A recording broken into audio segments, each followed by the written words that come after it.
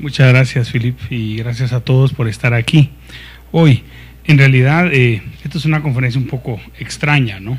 Porque ¿cómo se va a impartir una conferencia sobre un libro que no se ha vuelto a publicar por décadas? El Autócrata es un libro que nunca más se publicó después de su primera edición, y aparte de que no está publicado, es un libro hasta el día de hoy poco abordado dentro de los estudios literarios y los estudios culturales, y mucho menos por nosotros, los historiadores, a pesar de que es un libro que tiene un gran valor para nuestra disciplina.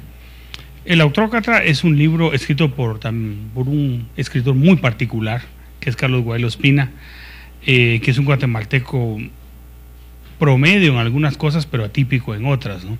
Y aparte de esto, el libro aborda un problema que es muy recurrente dentro de la literatura latinoamericana, que es la problemática alrededor de la dictadura. La dictadura es un tema fundamental en la literatura hispanoamericana. Como ustedes lo saben, ha habido varios intentos de retratar a ese dictador. En realidad, para el caso de Guatemala, fue un tema fundamental en la obra de Miguel Ángel Asturias, que, como lo considera la crítica especializada, es el libro que le da su acceso al premio Nobel, ¿no? Aunque sabemos de que el Nobel tiene que ver también con una trayectoria de vida. Pero en realidad, el señor presidente es una obra que retrata esta realidad, aunque tiene que ver con todo lo que sucede en América Latina durante todo este periodo de estados nacionales, ¿no? Y después de un periodo muy cruento de conflictos, hasta ahora pasar a unas democracias que han experimentado una serie de oscilaciones, ¿no? Ahora, por ejemplo, el gran foco de atención es el caso de Venezuela, ¿no? Parece que hay como una obsesión con la idea de la muerte de Chávez, y lo único que han hecho con esto es relanzar, ¿no?, la popularidad de Chávez dentro de la misma Venezuela, etcétera, ¿no? Y sobre todo tildarlo porque esa es otra cuestión, que de distintas trincheras ideológicas se tacha a alguien de dictador, ¿no? Pero ¿en qué consiste ser un dictador? ¿Qué carácter tiene un dictador? Que es a los puntos a los que la profesora Martelena Casado se refirió en su artículo. Yo me quiero referir a otros que tienen que ver más con la obra en sí, ¿no? Entonces, mi intervención la quiero dividir en tres partes. Hablar primero de la dictadura latinoamericana como un problema histórico, hablar del autor y de su tiempo, hablar un poco de qué significa eso el unionismo, ¿no? Sobre todo para enterarnos de que el Partido Unionista de hoy no tiene nada que ver con el de 1920, yo creo que es una acotación necesaria, ¿no? Y terminar sobre todo analizando este libro en otras dimensiones, ¿no? El libro se publica como un ensayo político y social, le llama Guaylo Espina, pero es también, a la manera de ver mía, de historiador, un intento de desarrollar una escritura crítica de la historia de Guatemala, y voy a desarrollar algunos argumentos finales al respecto. Lo primero es que la dictadura latinoamericana es, para los historiadores, un problema histórico. Ahora, ¿qué significa este problema? Tenemos narrativas acerca de los dictadores y las dictaduras que han sido tratadas desde perspectivas ficcionales, ¿no? Como Gabriel García Márquez en El otoño del patriarca, que es una ficción que busca rodear gran parte del fenómeno y que no sea común a todos, ¿no? Hay perspectivas que se denominan histórico-culturales, como la de Alejo Carpentier en El recurso del método, ¿no?, que es un libro tan bien escrito, ¿no? Incluso tuvo un profesor en Sevilla, el profesor Juan Marchena, que decía, bueno, si ustedes quieren ser buenos historiadores, tienen que ser buenos investigadores y escribir como Carpentier. Ahora, eso no está al alcance de todos, ¿no? Pero es un libro que tiene un estilo de escritura envolvente, ¿no?, atrapante. Y por supuesto que yo creo que hay una representación mucho más universal de la dictadura, aunque utilizando la realidad latinoamericana como pretexto para hablar de ello, es el libro La fiesta del chivo de Mario Vargas Llosa, ¿no?, que es una investigación bastante bien desarrollada y que nos permite tener un retrato de esta dictadura caribeña que tiene muchos rasgos muy cercanos a las centroamericanas, ¿no? Entonces, en este sentido vamos a encontrar de que estas expresiones literarias son un hecho habitual, ¿no? Y que nosotros tenemos el tema de la dictadura como tema literario, pero también para los historiadores nos llama la atención porque tienen una dimensión expresiva. Estas novelas expresan la historia de América Latina. O sea, no vamos a caer tampoco en la trampa, ¿no? Pues esa es una tensión que vivimos historiadores y escritores, ¿no? Que los historiadores queremos encontrar en las novelas históricas historia. Nunca va a haber eso, porque siempre el escritor se va a dar una libertad, mucho menos en la ficción. Y los escritores nos consideran absolutamente aburridos, ¿no? Porque nosotros contamos las cosas tal cual fueron, ¿sí? No estamos interesados en darnos ninguna libertad, ni queremos tampoco, porque si no ahí se sacrifica el rigor, ¿no?, en la investigación. Entonces esta es una tensión interesante.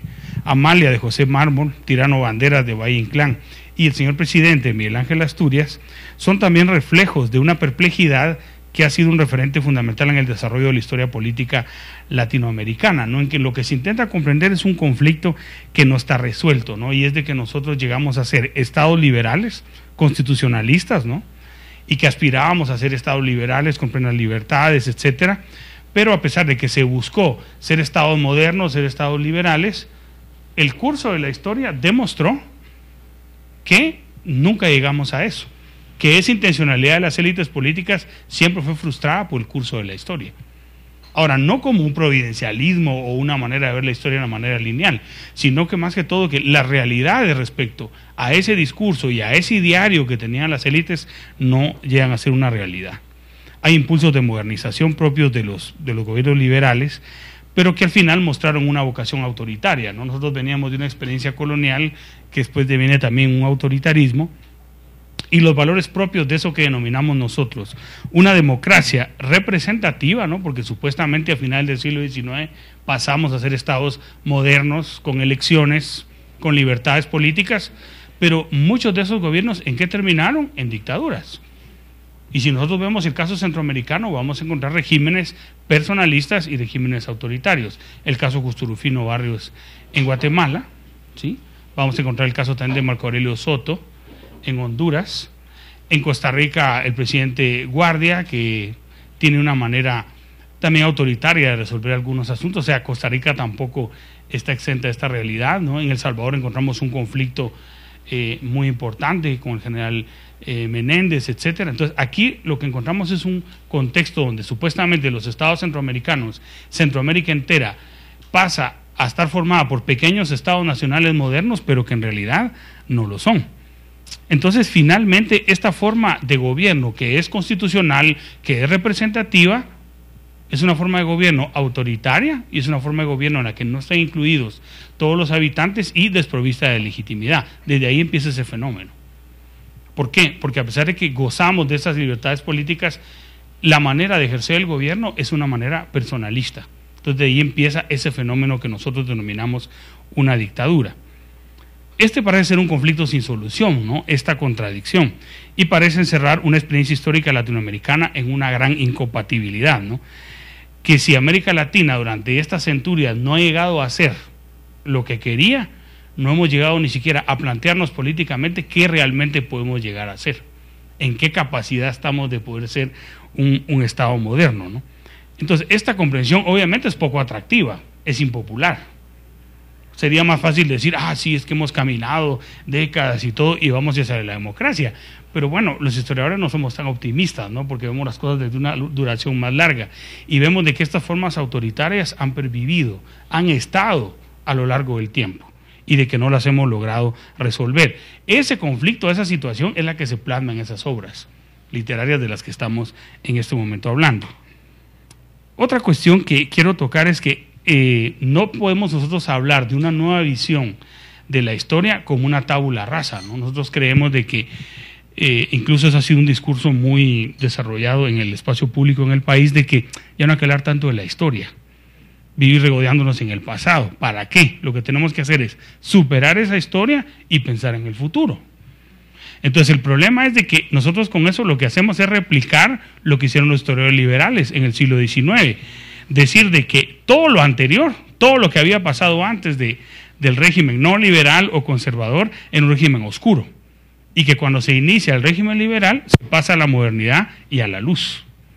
Entonces, ¿eso qué hace? Es una partición del tiempo, pero esa partición del tiempo es una partición artificial, no revela exactamente eso, porque lo que se está creando ahí es una visión del antes y del después que no coincide con la realidad.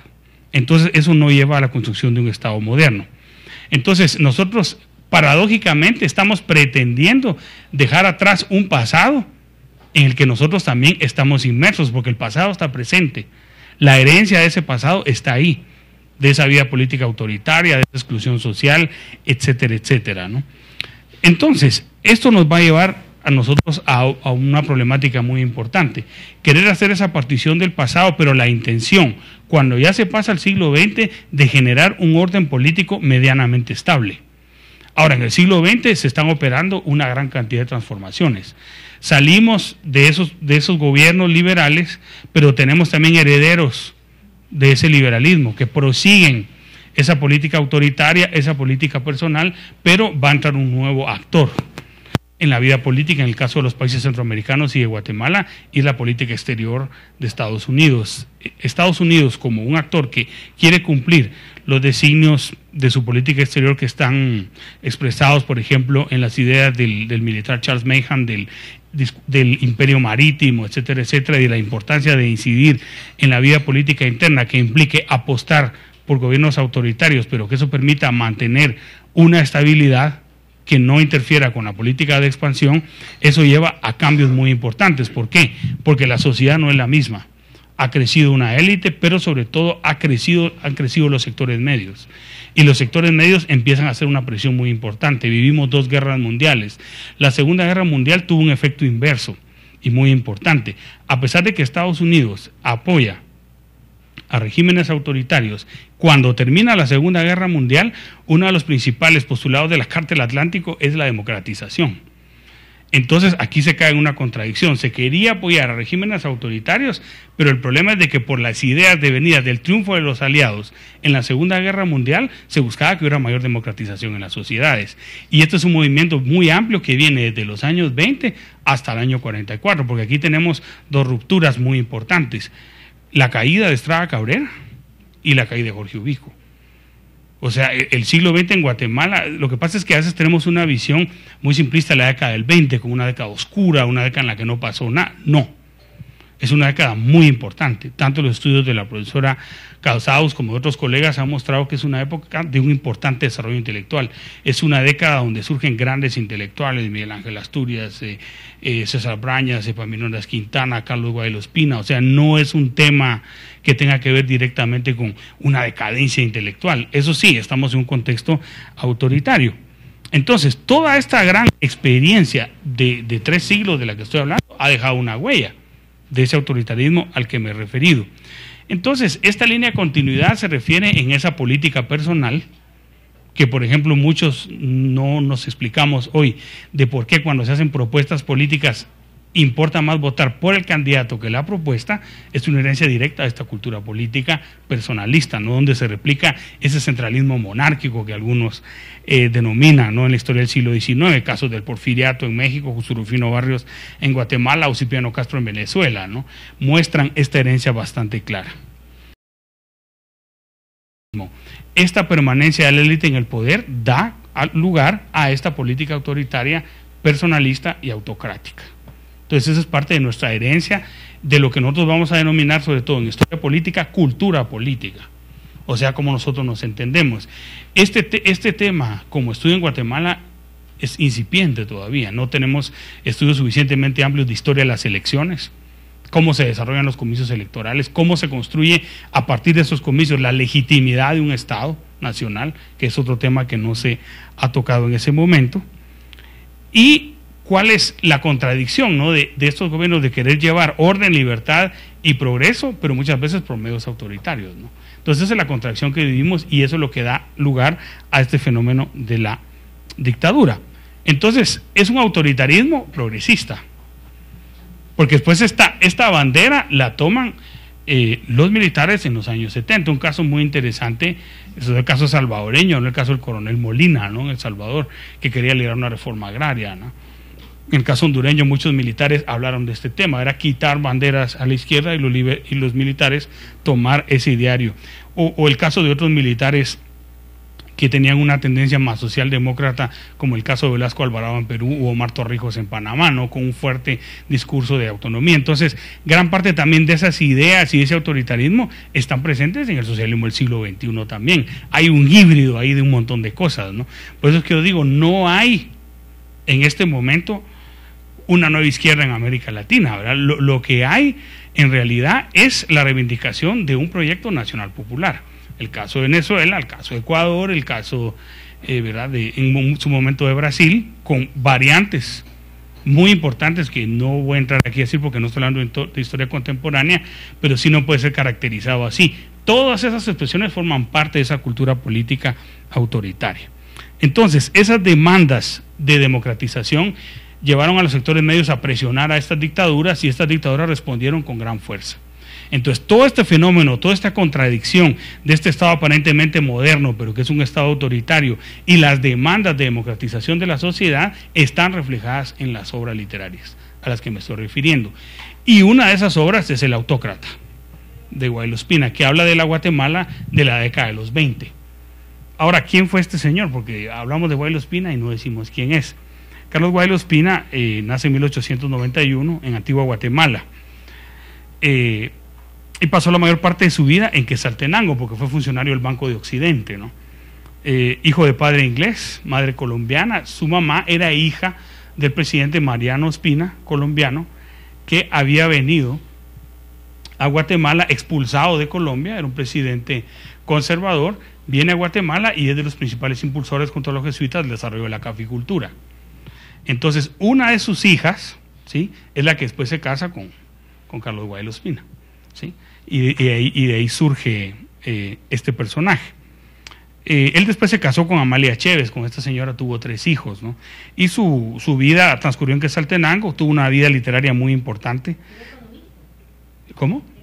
Banquero, más que todo, tuvo estudios de economía y de auditoría, pero fue fundamentalmente un banquero. Participó con Alberto Velázquez, Carlos Mérida y Rafael Yela Gunter, ¿no?, en distintas iniciativas artísticas, ¿no? Estos son también quetzaltecos muy destacados, ¿no?, grandes artistas. Y bueno, con Porfirio Barba Jacobo en su momento apoyó a Victoriano Huerta en México, ¿no? Acuérdense ustedes que el porfiriato estaba cayendo en ese momento en México y ellos simpatizaron con esa causa, que caer esa gran dictadura. Claro, no sabían que después Huerta resultó ser un dictador mucho peor, ¿no?, y que se aferró al poder de la manera más burda posible, ¿no? Pero eso forma parte también de las vidas de las personas. En Quetzaltenango dirigió los periódicos como El Pueblo en 1920, El Diario de los Altos en 1921, hubo un periódico humorístico que fue muy famoso en esa época, El Zaraguate, ¿no? Y algo importante, que por eso quiero llegar al siglo XX, participó en el Partido Unionista. Después nos vamos a referir a este tema del Partido Unionista. Y fue también miembro de la Academia Guatemalteca de la Lengua. En sus escritos utilizó el seudónimo Ecuánime, porque hubo un momento en que no se podía criticar al gobierno, entonces se escribía con seudónimo, ¿no?, para no sufrir represalias. Sus obras principales son Las Dádivas Simples, poesía, El Solar de los Gonzagas, La Tierra de los Nahuyacas, La Gringa, que es otro de sus libros tal vez más conocidos, Suspiros del Alma, Flores de mi Jardín, Ecos del Corazón y Los Lares Apagados, que es una novela póstuma publicada en 1958. Ahora, a mí no me interesa nada de eso, a los colegas escritores sí, a mí me interesa El Autócrata, ¿no?, que es un ensayo político-social sobre 2 dictaduras, la de Justo Rufino Barrios y la de Manuel Estrada Cabrera. Él muere en Quetzaltenango en el año 56. Ahora, ¿esta obra a qué responde?, que es la segunda parte de mi intervención. Esta obra responde a una demanda social creciente frente al autoritarismo. No es necesario aquí repetir que la dictadura de Estrada Cabrera fue una dictadura brutal, ¿verdad? Está ampliamente documentada en libros como el de la profesora Catherine Rendón, sobre todo su tesis doctoral, lastimosamente inédita hasta el día de hoy, ¿verdad?, que es un retrato de esa Guatemala. Y aquí hay un actor muy importante, ¿no?, que es la Iglesia Católica. Aycinena, uno de los sacerdotes más prominentes de la ciudad, en sus sermones critica al gobierno. Y hay muchas personas que en este momento ya están en contra del gobierno. Y hay otro actor muy importante que es el movimiento estudiantil, que en ese momento se empieza a oponer a Estrada Cabrera. Entonces aquí está Miguel Ángel Asturias, por eso tenemos huelga de Dolores. Que el actual no tenga que ver con lo otro, ese es otro tema, ¿sí? Pero la huelga de Dolores surge a partir de esta protesta contra la dictadura. Entonces aquí no solo hablamos de Guailo Espina, sino que hablamos de toda una generación intelectual, que es la famosa generación del 20, ¿no?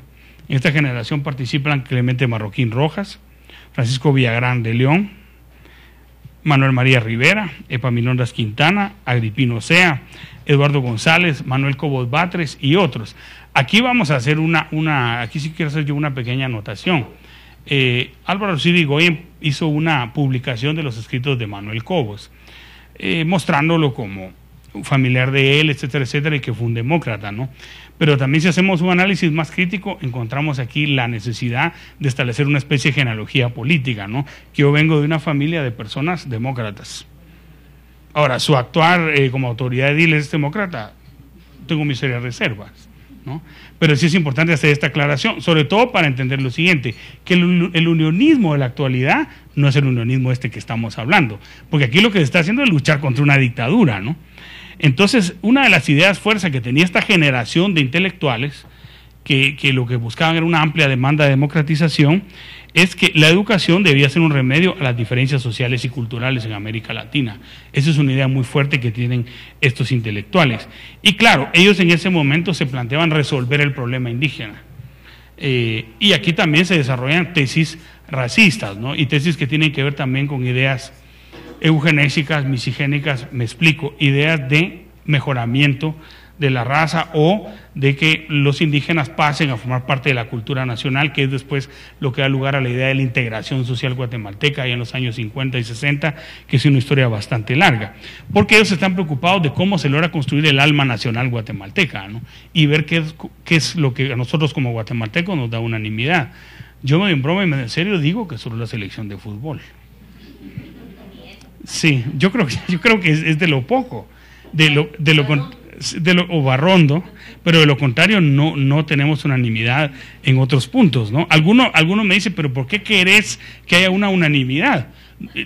Está bien, no podemos estar de acuerdo en todo, pero sí tener algo en común. Entonces, ellos están preocupados de cómo se cree el alma nacional guatemalteca en ese momento, ¿no? Ahora, cuando hablamos de unionismo, dice estudiosas como Teresa García, ese es un término polisémico. Tiene diversos significados. Es un movimiento intelectual y político con un carácter modernizador que tuvo expresiones antidictatoriales. O sea, ellos buscaban la creación del alma nacional, la educación como un remedio para las exclusiones que había en el país y reaccionar sobre todo contra la dictadura, contra el ejército en ese momento y contra Estados Unidos. Entonces, estas ideas hacen converger a todos esos sectores, intelectuales, estudiantes, obreros, después los obreros después salen de esa alianza, ¿no? Y otras personas relevantes de la ciudad, pero básicamente son sectores medios urbanos y que están aglutinados en torno a estas ideas. Y por supuesto, lo que ellos hablaban también era de una idea regeneracionista, ¿no? Que todos estos cambios que se iban a operar, esa modernización, esa construcción del alma nacional, iba a llevar a una regeneración de la entidad guatemalteca. Hay ideas regeneracionistas, ¿no? Y sobre todo la emanación de nuevos valores para quitar los vicios de ese sistema político, ¿no? Sobre todo lo más importante era que había que combatir estos males, según estos intelectuales: la apatía por el trabajo, que todo el mundo fuera productivo; la ignorancia, ¿no? El tema de la educación; la desunión, que el país estaba muy dividido; y la falta de recursos económicos. Entonces, aunque estas ideas a nosotros hoy nos parezcan incompletas, son ideas que están en torno a esta reacción en contra de una dictadura, ¿no? Y construir un nuevo proyecto de sociedad. Este libro, que hace una narrativa amplísima de la dictadura de Barrios, de la dictadura de Estrada Cabrera. Hay otros libros muy interesantes como el de Carlos Amayoa Chinchilla, El dictador y yo, ¿no? Donde él había sido su secretario y cuenta cómo era su comportamiento, etcétera, o el mismo libro de Miguel Ángel Asturias. Pero lo interesante es que esta obra literaria es menos literatura y más historia. ¿Por qué? Porque está ampliamente preocupada de mostrar una visión crítica de la historia nacional. Ahora nos sorprende, pero en los años 20 es algo sorprendente. ¿Por qué? Porque no hay un clima de pleno debate. La Universidad de San Carlos de Guatemala no se llama así, no es una universidad pública, no es una universidad autónoma, se llama Universidad Estrada Cabrera. Ojo. Entonces no tenemos una posibilidad real de un debate.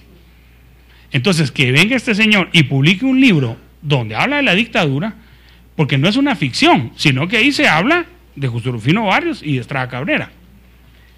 Y se plantea críticamente cómo la literatura contribuye a establecer una visión crítica de la historia del país para impulsar su regeneración. O sea, Guaylo Espina no escribe ese libro solo para descargar su desacuerdo, ¿no? con el clima autoritario imperante, sino porque él estaba convencido de que el desarrollar esas ideas iba a llevar a una regeneración de la nación, iba a impulsar ese cambio.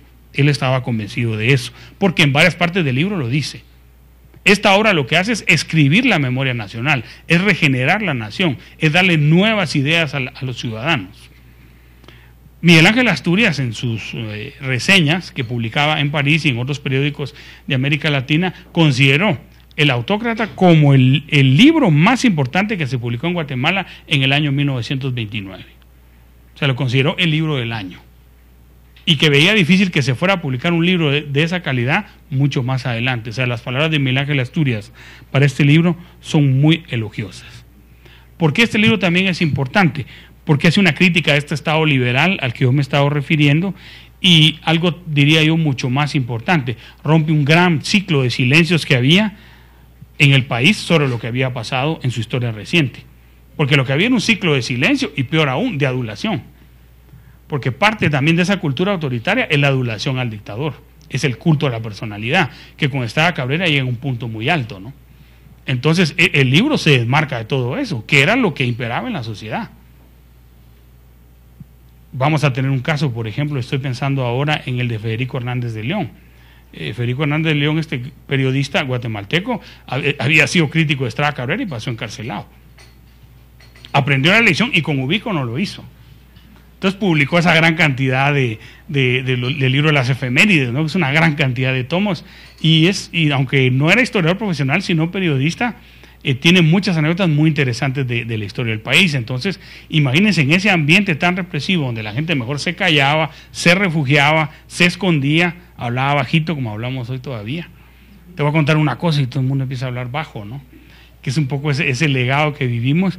El libro viene y rompe el silencio y dice: hemos sido víctimas de autócratas. Lo que ha habido aquí es una dictadura, aquí no ha habido democracia, eso es una cosa tremenda para ese momento. Ospina, en la introducción del libro, es consciente de que la escritura de este trabajo debe llevar a una regeneración, dice, de la memoria nacional. La memoria nacional tiene que ser nueva. Pero la pregunta es, ¿cómo puede ser nueva esa memoria nacional sin una visión crítica de la historia? Esto lo decía él en 1920. Pregunto, ¿es vigente para hoy? Sí. No se puede hablar de una memoria para todos si no hacemos una visita crítica de la memoria nacional. Fui objeto de enormes críticas por haber escrito en plaza pública de que teníamos que escribir una historia en el país para todos los ciudadanos, no una historia ni de tirios ni de troyanos, porque eso es lo que hay ahora. Cada quien desea que su recuerdo ocupe un lugar central dentro de la narración de la historia, pero no que tengamos una visión donde quepan distintos criterios y construyamos una memoria nacional basada en la diversidad. No hemos llegado a eso. Eso implicaría que alcancemos una gran madurez como sociedad y evitemos seguir en esa polarización como la que estamos viviendo en la actualidad, una polarización enorme, ¿no? Máximo ahora con la última resolución que sale ahora a final de año, ¿no? Eso nos lleva a un debate todavía mucho más grande y no nos permite abrir las puertas para que la historia del país se conozca, sin anteponer ideologías, sin anteponer convicciones políticas, sino conocer la historia tal cual fue, tal cual pasó. Pero creo que nos falta mucho todavía para llegar a eso. Y es lo que se denomina un autocensuramiento crítico del pasado de la nación para superar los límites de esa era liberal, porque ese es otro problema con la historia de Guatemala. Y toda la historia que se ha escrito sobre Guatemala ha exaltado a los caudillos, ¿sí? Y se ha burlado de otros personajes. Por ejemplo, les voy a poner el caso famoso de Rafael Carrera, ¿no? Criticado por los historiadores que carraca, que analfabeto, que no sé qué. Cuando se publica el libro del profesor Ralph Woodward, se muestra que Carrera es un gran líder, un gran estratega militar y un gran político, a pesar de que su grado de instrucción no era muy grande, pero era suficiente, porque a Estrada Cabrera yo hubiera querido yo ser así, que a Rafael Carrera, lo toma el sacerdote de Mataquescuintla como hijo, lo adopta, lo educa, y después de que ya lo tiene educado, es su asistente y le busca una esposa rica. ¿Sí? ¿Qué hubiera yo querido más que eso? ¿Sí? Y le busca una esposa rica, que es hija de un terrateniente de Mataquescuintla, y lo casa. Pero Carrera era un hombre con un talento natural y una inteligencia natural, que eso queda demostrado en el libro de Woodward, ¿no? Entonces, la historia ha exaltado siempre ha exaltado, por ejemplo, a Justo Rufino Barrios y ha denostado a Carrera y ha denostado a Morazán, por ejemplo. Entonces necesitamos también una nueva visita a este respecto. Otra cosa interesante es que Guaidó Ospina propone una lectura de larga duración de la historia de Guatemala, ya que él no solo habla de Barrios y Estrada Cabrera, habla incluso también de los tiempos coloniales, habla de las raíces de ese autoritarismo, ¿no? Entonces él persigue también indagar en las raíces coloniales de la política autoritaria de los guatemaltecos, ¿no? Considera a Centroamérica como un conjunto de repúblicas feudales, ¿no? Que no han llegado a ser estados modernos. Cuestiona esta empresa de adulación, ¿no? La historiografía liberal de solo estar adulando a los caudillos, ¿no? Y por supuesto que se distancia de las instituciones tradicionales del conocimiento histórico. Entre ellas nuestra querida Academia de Geografía e Historia de Guatemala, ¿no? De la que soy miembro, que en ese momento es una institución naciente, pero que por largos años va a ser una institución que no va a criticar a ningún régimen de turno. De hecho, su fundación es bajo el auspicio del presidente Ubico. O sea, la academia se funda así. Claro, ahora la academia ha cambiado mucho. Ahora en la academia hay historiadores profesionales, hay colegas académicos muy prestigiosos, etcétera, pero él en ese momento ya se desmarca de eso. Y lo más importante, ¿no? Que este es un libro que lo que él busca hacer es proyectar una nueva visión del país hacia el futuro. O sea, el libro no se queda solo hablando del pasado, sino que él dice, este libro tiene que llevar a que los guatemaltecos tengamos nuevas ideas sobre nuestro pasado, a que regeneremos nuestra memoria y pensemos en un nuevo porvenir. Por eso El Autócrata es un ejercicio de memoria crítica, y más allá de ser una obra literaria, es una escritura crítica de la historia de Guatemala. Estas son las ideas que yo he querido un poco transmitirles, ¿no? Sobre todo de un libro que no se ha publicado, ustedes no han leído, pero que ojalá que esto suscite nuestra curiosidad para leer el libro. Voy a hacer un reconocimiento final por qué me interesó este libro. Lástima que ella no vino porque creo que está todavía con su pierna fracturada, pero es una colega historiadora que siempre viene a los clubes y todo, que es Ivonne Martínez. Ella siempre viene a los clubes, es historiadora, y yo descubrí ese libro porque ella lo ponía como lectura en sus cursos de Historia de Guatemala en la Universidad del Valle. Y me encontré con la antología del libro y lo empecé a leer y quedé atrapado por el libro. Entonces dije, este libro me lo tengo que leer completo, y aquí estamos hoy, ¿verdad? Lo dejamos aquí.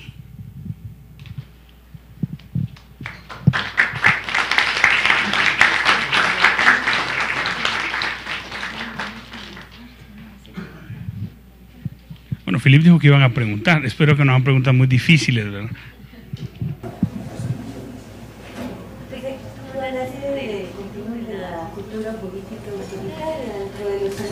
¿Qué rasgos fundamentales puede denotar? Bueno, yo creo que primero y principal, que no hay una democratización en el ejercicio del poder político. O sea, el poder político está ejercido siempre por una élite minoritaria que en alguna medida se amplía y crece, pero siempre tiene ese carácter minoritario. Ese es un punto. Dos, el personalismo. Siempre el ejercicio del poder está en torno a una persona o a un grupo de personas que son los que controlan el poder político, ¿no? Y tercero, de que se construye una legitimidad. O sea, se construye una formalidad democrática que dote de legitimidad a todo ese autoritarismo. Y es algo que nosotros vivimos hasta la actualidad. Pero eso es por algo muy interesante, ¿no? Porque algunos empiezan a hacer comparaciones, pero ¿por qué Estados Unidos? ¿Por qué? Por ejemplo, si consiguieron ¿no? una constitución moderna y todo. Y eso el doctor Adolfo Bonilla aporta una explicación interesante, y es muy sencillo, porque Estados Unidos no tuvo antiguo régimen, nosotros sí. Vivimos en una cultura de antiguo régimen donde pasamos a ser de súbditos a ser ciudadanos. Estados Unidos pasaron a ser ciudadanos casi de manera inmediata. Fueron súbditos un tiempo corto y después pasan a ser ciudadanos. Ese es un cambio fundamental en la cultura política. Entonces, cuando es el primer proyecto con Mariano Galvez, se quieren impulsar un montón de instituciones modernas, pero que no encajaban porque veníamos de una experiencia política de antiguo régimen hasta la actualidad, porque al final lo que tenemos es una mezcla. Incluso hoy estamos en una reunión de la Academia de Geografía e Historia y le preguntaba al licenciado Álvarez Lobos, que fue presidente de la Corte, ¿qué es eso del amparo? Porque todo el mundo habla del amparo y todo, pero ¿qué significa eso? Yo no lo sabía. Entonces dice que el amparo es una institución que entra en derecho guatemalteco de manera tardía, proveniente de la legislación británica, por ejemplo. Es algo que yo desconocían, ¿no? Y así gran parte de nuestra cultura política tiene diversas influencias. Hay una matriz hispánica, ¿no?, muy importante, pero ha tenido otras influencias, ¿no? Entonces, el tema del derecho es muy importante. Los abogados me parecen, a veces que hacen cosas muy aburridas, ¿no? Pero los historiadores lo somos más. Pero el derecho es una cuestión fundamental para entender muchas de estas cosas, sobre todo para entender el régimen político. Porque a veces se habla del régimen político solo en lo inmediato, pero no vamos más atrás. Por ejemplo, se habla que porque hay un congreso así, que porque vamos atrás. Que fue, por ejemplo, hace poco estaba leyendo un artículo en la revista Crónica, ya desaparecida, sobre el tema cuando Gustavo Espina quiere asumir la presidencia, ¿no? Y una de las principales impulsoras de esa moción para que Gustavo Espina asumiera el actual vicepresidente de la República. Entonces nosotros tenemos poca memoria, y eso está en el artículo de Crónica. O sea, no lo estoy inventando, ay, el doctor Cal fue a atacar a la vicepresidenta, no, si ahí dice. Entonces nosotros tenemos una memoria a veces corta, ¿no? Pero nosotros ampliando la memoria podemos entender muchas cosas, de dónde vienen, ¿no? Y sobre todo entender también por qué tenemos autoridades así, ¿no? Perdone, sí, doctor, en ese autoritarismo que usted habla y que reseña Juan Espina, hay gentes que figuran en el primer plano, o sea, el autócrata, y hay un grupo que actúa atrás, beneficiarios también del poder. Eso me imagino yo que viene desde varias épocas. O es que apareció de la nada, porque es la gente que se denomina mercantilista, ¿verdad? Está ahí y no da la cara y están haciendo el poder. Eso se refleja en parte del libro en algún momento. No, tal vez se fija menos en eso, pero es un fenómeno muy importante en nuestra vida política, que lo vivimos desde tiempos coloniales, ¿no? No hay que olvidar, por ejemplo, que toda la política comercial en el Reino de Guatemala la controlaba el Cabildo de Santiago de Guatemala, y nada se comerciaba ni nada se tasaba si no pasaba por el Cabildo. Y ese era un grupo de vecinos de la ciudad de Santiago de Guatemala que ahí lograban establecer sus intereses, llegar a tal punto que, por ejemplo, cuando España entra a crisis por las distintas guerras que tiene, no hay dinero para pagar salarios de los miembros del Cabildo. Entonces, ¿quiénes asumen los cargos del Cabildo? Los comerciantes. Entonces, los puestos prácticamente estaban vendidos. No sé si habrá alguna convergencia con la actualidad. O sea, son esos arraigados que tenemos en nuestra cultura política. Pero eso viene desde ese momento, donde, por ejemplo, es lo que a mí me gusta decir esa frase, ¿no? Cuando los que firman los cheques hacen las leyes. Sí. Doctor, a mí siempre me ha llamado la atención y me ha sorprendido el impacto negativo y positivo, o el poco impacto que esta obra tuvo. Yo la conocí hace muchos años y la compré casi que de salsa. Bueno. En aquella edición de Editorial Piedra Santa, que sacaron hace bastante tiempo. Y me llama mucho la atención el periodo en el que fue hecha o escrita, inclusive por el impacto negativo que pudo haber tenido para don Carlos Wilde esta obra, porque acuérdense que al ser publicada casi a las puertas de una nueva dictadura, la de Ubico, la del general Ubico, que ya había tenido un intento pocos años antes de elección, viniendo de ser jefe político de Retabuleu, y que esto no haya representado para don Carlos Wilde un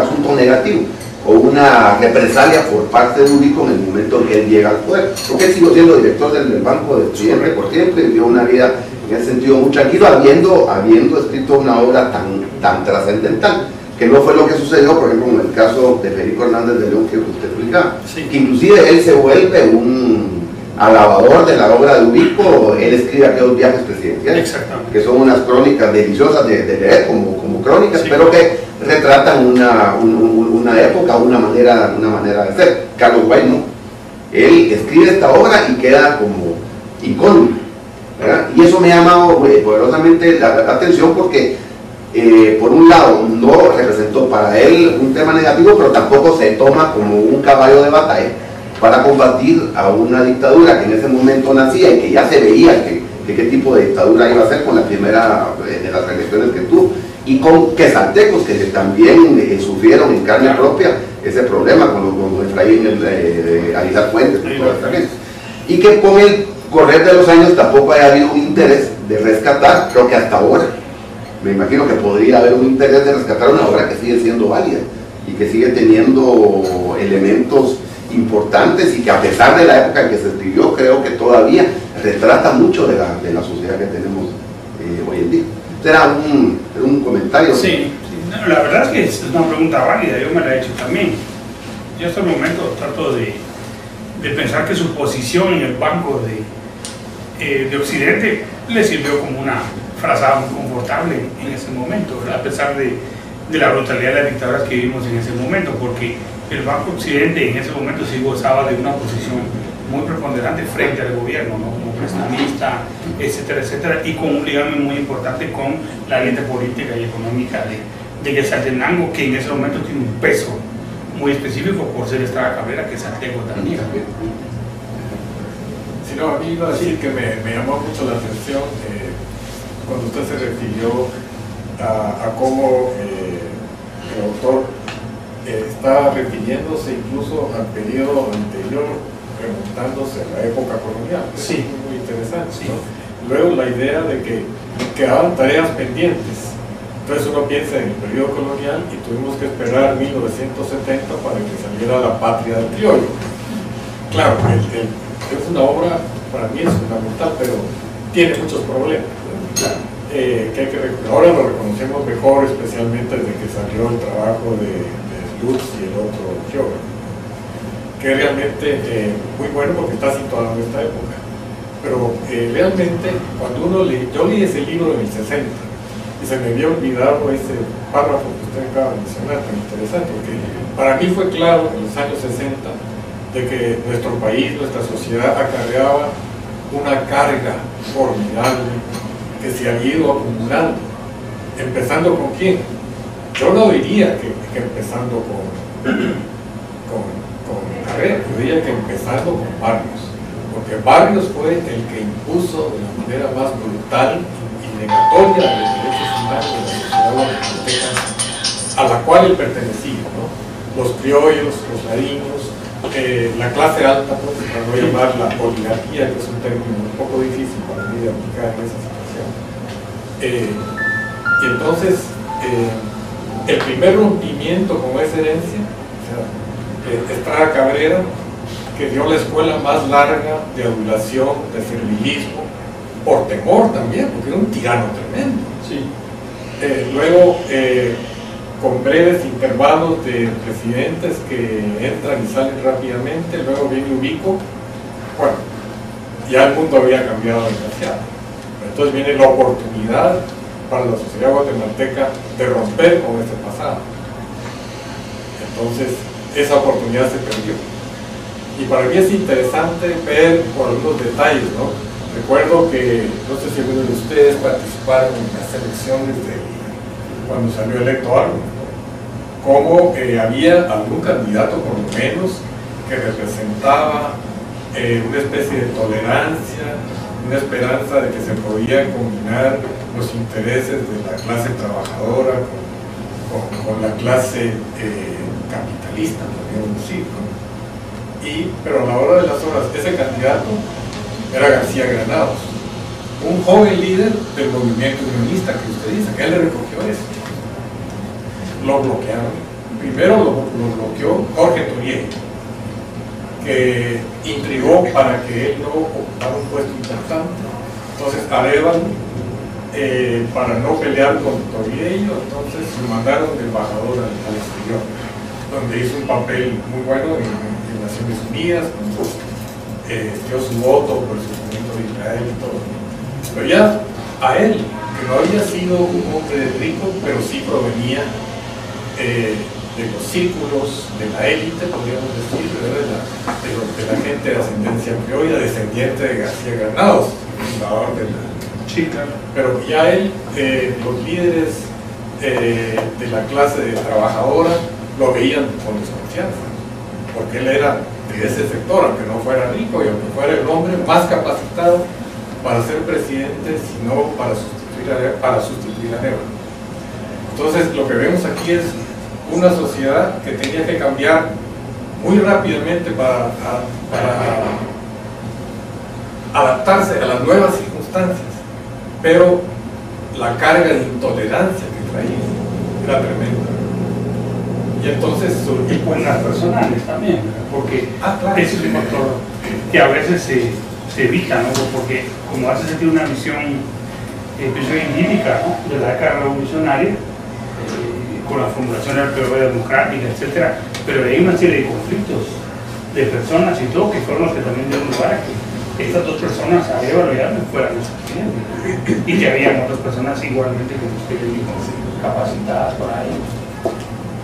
sí, realmente Arevalo no tenía experiencia política. Él llenó un vacío y lo llenó lo mejor que pudo. No vamos a decir que no cometió errores que incluso repermitieron de una manera trágica. Después era el asunto de Arana, que ahora ya sabemos realmente cómo pasó. Sí, así es.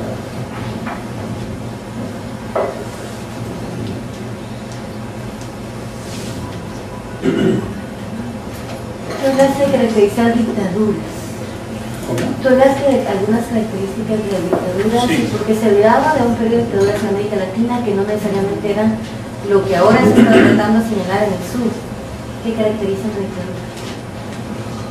Pero respecto a lo que pasa hoy, O los rasgos que señalaste y que pueden servirnos para no, marcar. yo creo que lo más importante, y lo voy a dejar ahí, es de que lo que estamos asistiendo nosotros dentro de las vertientes, sea del socialismo del siglo XXI o de la derecha como el caso de Piñera en Chile, siempre el personalismo. O sea, no hemos conseguido en nuestra vida política votar por propuestas, sino que votamos por personas hasta el día de hoy. Entonces siempre todo eso está en torno a un líder. Si no, nos estuviera pasando esa crisis con Chávez,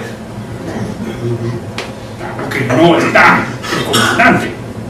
Entonces esa es una idea muy fuerte. La crisis que hay en Cuba, no va a estar Fidel, va a estar su hermano, no va a ser lo mismo. Entonces está esa idea presente, ¿no?, del personalismo. Y en Guatemala pues ya sabemos también esa idea. Entonces la idea del personalismo sigue muy fuerte, ¿no? Y es un término soft que yo uso, suave, ¿no?, porque en realidad es caudillismo, que es un término mucho más duro, ¿verdad? Tiene que haber un caudillo, alguien que acaudille el movimiento, que lo lidere, ¿no? Y no de pensar, por ejemplo, qué buen gabinete, no, nadie habla de eso. A mí de quién escogieron para, bueno, ahora Fernando ya tuvo esa gran pacaya de ser canciller, ¿no?, por ejemplo, pero por ejemplo, todo va en torno a personas, no va en torno a programas, ¿no? Entonces yo creo que ese es un rasgo muy característico de esta cultura política autoritaria. Nosotros tenemos en torno a un caudillo siempre, en torno a una figura central, porque si es el programa, no, o sea, voten por tal, ¿no? Entonces yo creo de que nos falta mucho todavía, caminar mucho todavía para mover política. La misma historia, no tampoco. Sí. Por eso da miedo de trocar el término caudillo y alambicarlo más por un líder ahora. Sí. Eso tiene connotaciones todavía. Todavía, por supuesto. Por un líder. Es que tiene que haber un líder. Sí. Está estudiado ya el tema de la influencia del pensamiento filosófico y todas estas intelectuales que usted dice, no. Mi pregunta concreta es si usted encuentra rasgos de la teosofía en un autócrata en particular. Sí, hay contacto con varias de esas ideas, sobre todo la idea de regeneración, que es una idea muy propia de la teosofía, ¿no?, la regeneración del pensamiento y de la persona, ¿no?, y que es un tema que está ampliamente estudiado por las profesoras Martina Calzaus y Teresa García. Yo creo que tal vez una de las ideas más fuertes de la teosofía presentes en la autócrata es la idea de regeneración, porque es una regeneración intelectual y en gran medida espiritual también.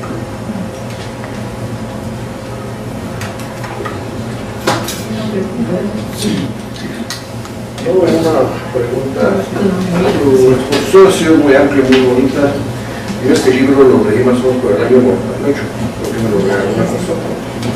Lamentablemente cometí el error de estar y ya no poderlo volver a leer, porque en este libro se exponen muchos datos históricos hasta cómo entró en la electrificación a los humanos, además y todo. Entonces mi pregunta es, ¿dónde se puede obtener nuevamente este libro? Porque a mí me lo dieron de la editorial José Pineda Ibarra. Solo en librerías de viejo, Sí, en este momento, porque En Amazon. en Amazon se puede encontrar a un precio más alto, pero yo diría que en librerías de viejo, eso es en la edición de Piedra Santa, ¿no? Hay una librería donde creo yo que podría estar, que es en la 10ª calle y 7ª avenida.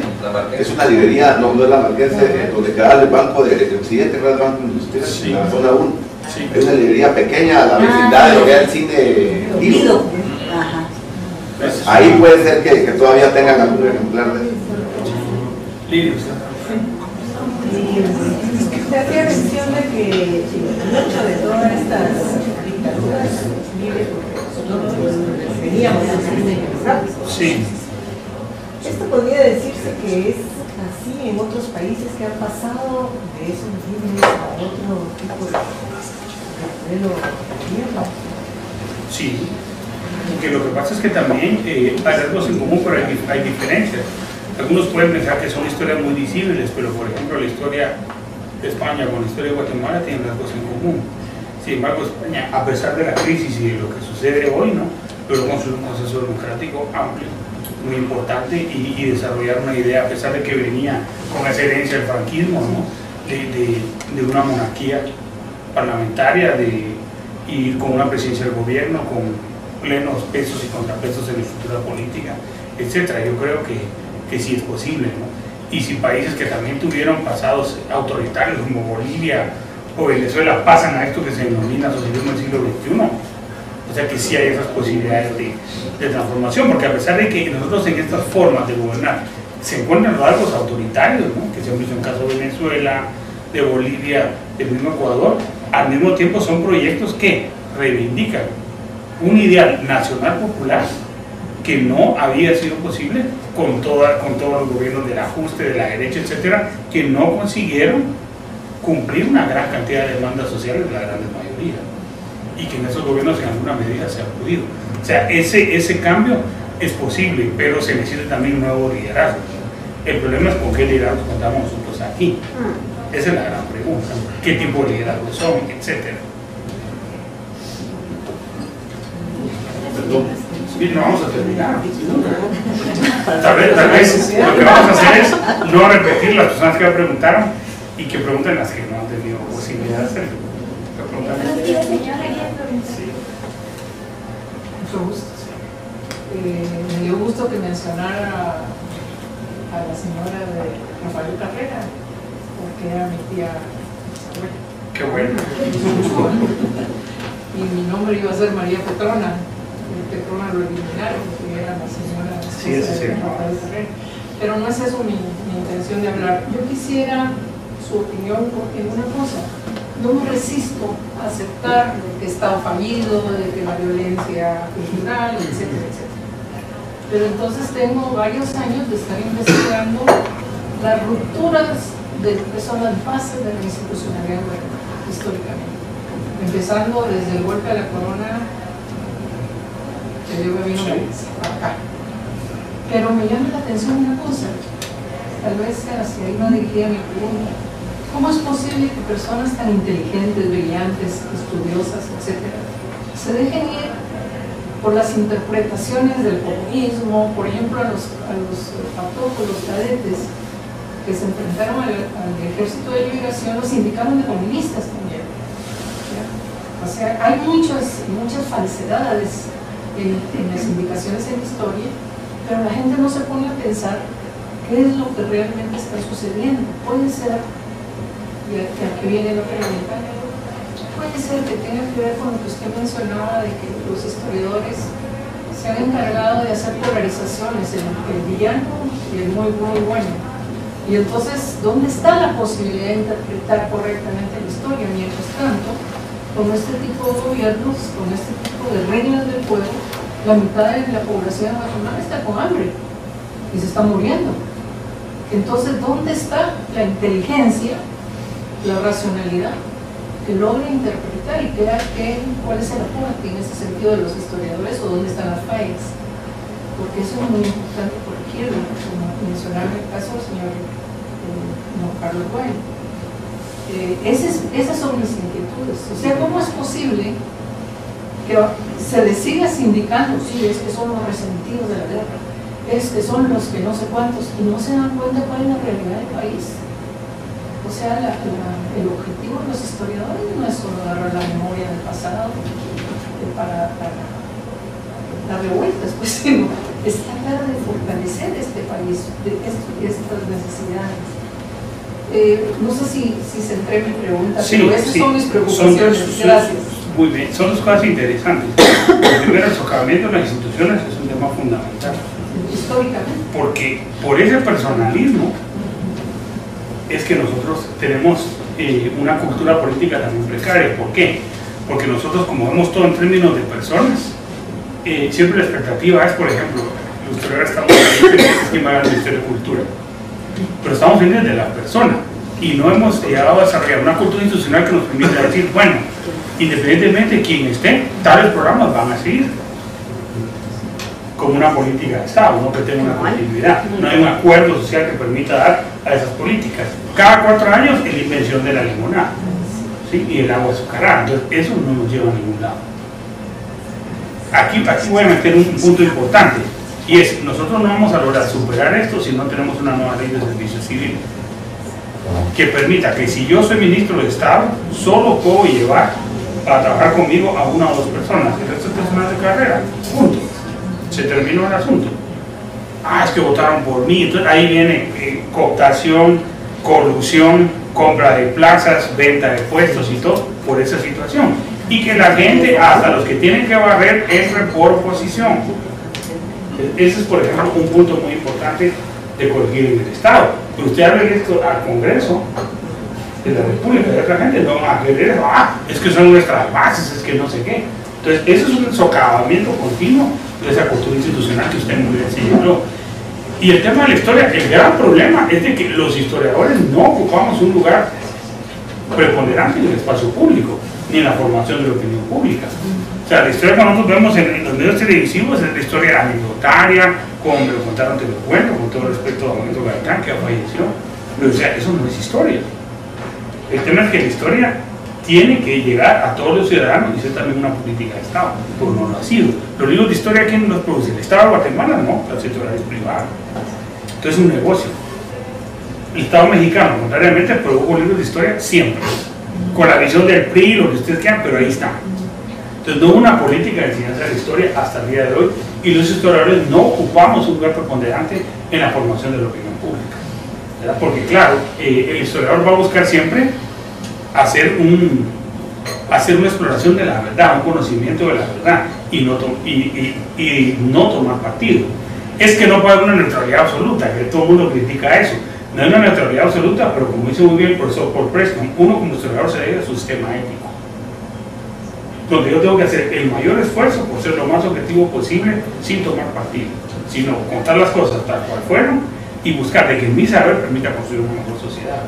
Entonces yo creo que ese también ha sido el problema, que no tenemos un espacio y que en Guatemala los grandes historiadores que tenemos, ojo, importante que tienen que ver con la institucionalidad, no se formaron por una política institucional del Estado ni de nuestra universidad, sino por iniciativa personal, hasta el día de hoy.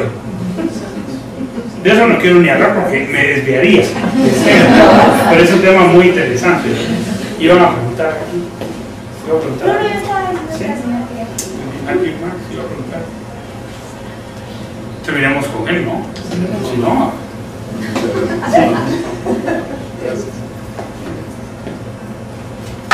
Yo había levantado la mano. ¿Quién? Yo había pedido la palabra. Sí. No. Bueno, yo voy a...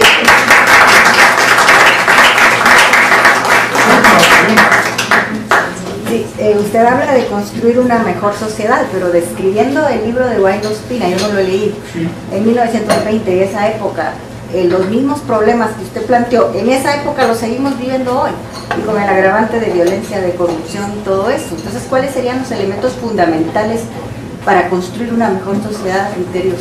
Uy, esa es una gran pregunta.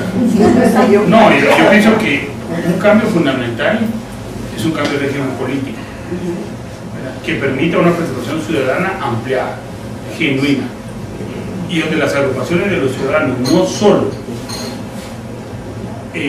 confluidas en partidos políticos tengamos la posibilidad de lanzar candidaturas a puestos públicos y a la presidencia y a diputaciones y todo.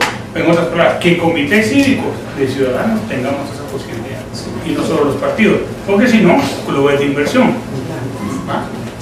Transfugismo. Sí, transfugismo y todo eso. Voy a contar el caso de donde yo soy, de Jutiapa. No cargo pistola, pero en Jutiapa, por ejemplo, los puestos tenían precio, ¿sí? La diputación costaba 1,5 millones, si alguien los tiene ya sabe, si es la de allá, ¿sí? Diputaciones costaban 1,5 millones, la alcaldía 700.000, y esa es una recaudación que tenía. Entonces, por ahí empecemos. De ahí hay otros cambios importantes que hay que hacer, pero para mí un cambio fundamental en este país es el régimen político, es fundamental. Si no, los ciudadanos comunes y corrientes, y como decía muy bien antes, las personas más capaces y todo, van a seguir fuera de puestos de elección popular, ¿verdad? Porque en Guatemala hay grandes profesionales, hay gente muy bien preparada, y es una gran vergüenza a veces escuchar las intervenciones en la televisión, ¿verdad? Sí. Pues bueno, muchas gracias por venir.